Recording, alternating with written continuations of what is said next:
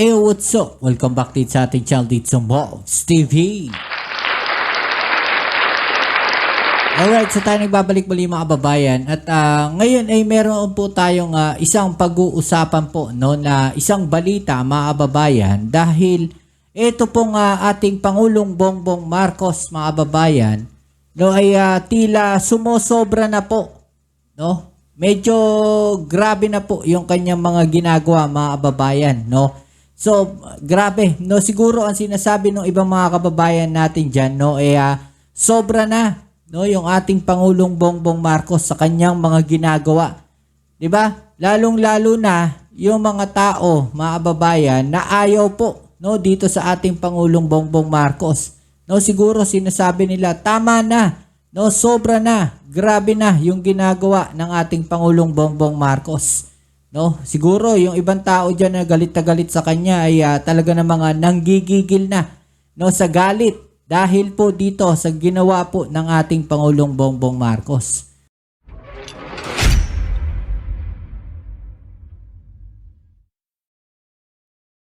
Okay, so yan ang ating alamin ngayon at pag-uusapan, pero syempre bago ang lahat, please don't forget to subscribe, like, share at comment dyan sa comment section. Alright, so shoutouts ulit tayo sa mga bago natin subscribers dyan. Maraming salamat sa inyong suporta. At kagaya po ng dati, ako pong hinihiling 1 view, 1 like po sana sa ating video. Alright, so huwag na natin patagalin to, no, mga kababayan, dahil talaga namang sumosobra na po, no, ang kasipagan ng ating Pangulong Bongbong Marcos. Kaya naman yung mga taong galit na galit sa kanya ay talagang magagalit po lalo. Dahil mga kababayan, may panibago na namang direktiba o utos ang ating Pangulong Bongbong Marcos. No, yung utos na yan, ano po ba yan? Ito po yan mga kababayan, aalamin natin yan dito po sa balita na to at atin po yan pag-uusapan. Alright, let's go. Inatasan ni Pangulong Ferdinand R. Marcos Jr. ang iba't ibang ahensya ng gobyerno na pabilisin ang pagpapatupad ng mga proyekto at programang makatutulong sa ekonomiya at mga Pilipino. Grabe mga kababayan, ano? Nag-atas o nag-utos ang ating Pangulong Bongbong Marcos, no, na mas bilisan nyo pa, no, mas sipagan nyo pa, no, ang inyong mga trabaho para mas mapabilis natin ang pag-angat ng ating ekonomiya at para sa ating mga kababayan. Tandaan nyo po mga kababayan, pag mataas po ang ekonomiya ng Pilipinas, no, giginhawa tayong lahat at isa po yan, no, sa ginagawa ng ating Pangulong Bongbong Marcos. Tinututukan po, no, ang ekonomiya ng ating bansa. Diba? Marami tayong matutulungan dyan at isa na nga rin po sa proyekto na kanyang ginagawa ngayon, no, yung 20 pesos na bigas na lumalarga na ngayon. Okay, so ayaw na ayaw po yan ng mga DDS, mga kababayan. No, dahil para sa kanila, ang magaling lang, no, ay yung kanilang mga sinasanto dyan sa kabilang parlor. Ayaw nila, no, na may gagawing maganda ang ating Pangulong Bongbong Marcos. Diba? Galit na galit sila dyan. Ayaw nilang umaangat ang ating ekonomiya dahil ang gusto nilang gumawa niyan, no, ay yung nandun sa kabilang parlor. Mga kababayan, isa lang po masasabi ko dito, no, yung mga kababayan natin na nandiyan dyan, no, imulat nyo na ang inyong isipan. Walang ginagawang masama ang ating Pangulong Bongbong Marcos. Ang iniisip lang niya ay para sa kapakanan ng sambayan ng Pilipino. Okay, so tuloy natin to. Si Kenneth Pasyente sa Sentro ng Balita Live. Yes, Angelique, paspasan ang trabaho. Yan ang naging direktiba ni Pangulong Ferdinand R. Marcos Jr. sa kanyang gabinete sa harap yan ng issue at ingay politika. Diba? Grabe, no? Natabunan na lahat ng issue. O, after po ng halalan, after ng eleksyon, mga kababayan, natapos na eleksyon, trabaho kaagad. No, ang inatupag ng ating Pangulong Bongbong Marcos, no? Tama na yung politika na yan. 'Di ba? Tapos na yung halalan, tapos na yung kampanya, tapos na yung halalan, may mga nanalo na, no, na may mga nakapanumpa na. Pero yung iba diyan, tila baga hindi pa rin natatapos, no, sa kanilang pamumulitika. 'Di ba? Magtrabaho na. Tama na yung pamumulitika. No, ito yung gustong ipalabas ng ating Pangulong Bongbong Marcos na mensahe sa lahat. No, pagtapos ng politika, pagtapos ng halalan, trabaho na tayo. No? Tama na yung politika kasi hindi naman tayo aasenso kung hindi tayo magtutulong-tulong. Yun yung kailangan nating gawin, mga kababayan.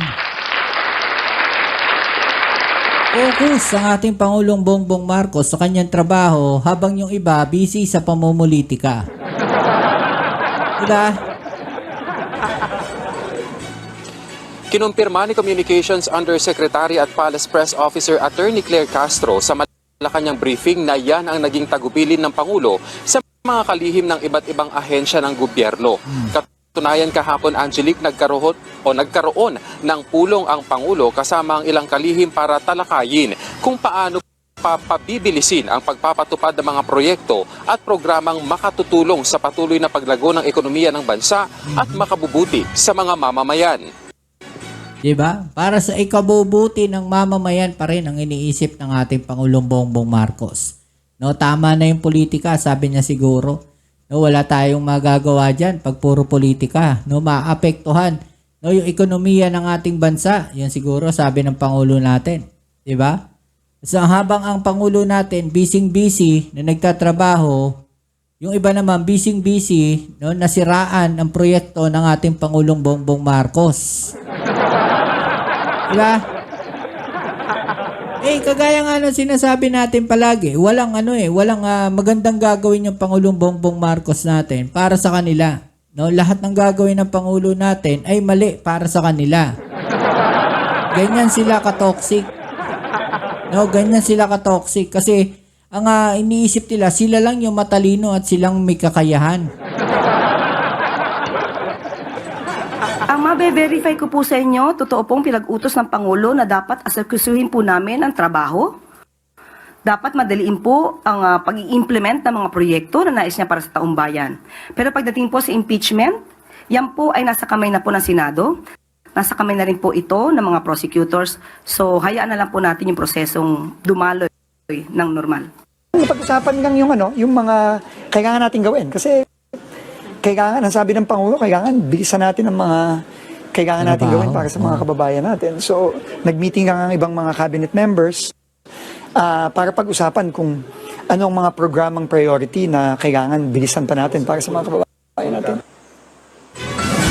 Samantala, Angelique, pinabulaan na naman ng palasyo ang hirit ni dating presidential spokesperson Harry Roque. Nako, eto na naman si Harry Roque. Roque! Na bahagi lamang umano ng political persecution ang pag-issue ng warrant of arrest laban sa kanya. Eto na nga di ba? Sinagot ka na nga no, ni Panelo. Di ba? Walang political persecution. Humarap ka sa Pilipinas. Sagutin mo yung kaso mo. Yan po naman talaga ang kanyang magiging naratibo, kanyang depensa. Pero hindi po niya sinasagot ng mabuti kung nasaan nga ba yung mga dokumentong kanyang ipinangako Tama. sa House of Representatives at that time na nagkaroon po ng hearing sa Quadcom. Hindi po niya natutugunan yon at kung ano man yung mga sinasabing di umano hidden wealth niya ay hindi pa rin niya po natutugunan. So paano po kayo magkakaroon ng political persecution? At tandaan po natin, korte mismo ang nag-issue ng valid warrant of arrest patungkol po sa kaso ng qualified human trafficking. At hindi lamang po yan. Meron po tayong nabalitaan na meron din pong pending case for alleged land grabbing sa Bataan. Oh. Sa harap naman ng nakabinbing petition for asylum ni Roque, giit ng Malacanang. So dapat po para hindi po siya maaresto since may valid warrant of arrest na inisyu ang ating bansa, siya po ang dapat magpatunay na ang pagkuha sa kanya, gamit man ang Interpol or kooperasyon sa Interpol, siya magpatunay ang pagdala dito sa Pilipinas ay because of mere harassment. So may condition po yun. Hindi po yun statement na hindi ka pwedeng hulihin. Basta-basta, kung meron naman pong valid warrant of arrest at may kaso siyang dapat kaharapin, hindi po siya dapat magtago sa kanyang petition for asylum.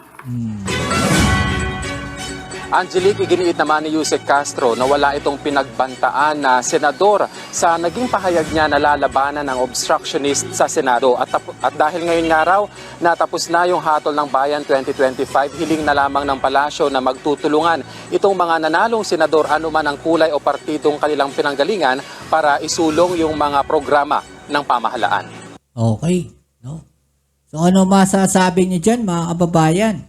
Diba? I-comment nyo na lang po sa ibaba ang inyong mga opinion na natin yung pag-usapan. Alright?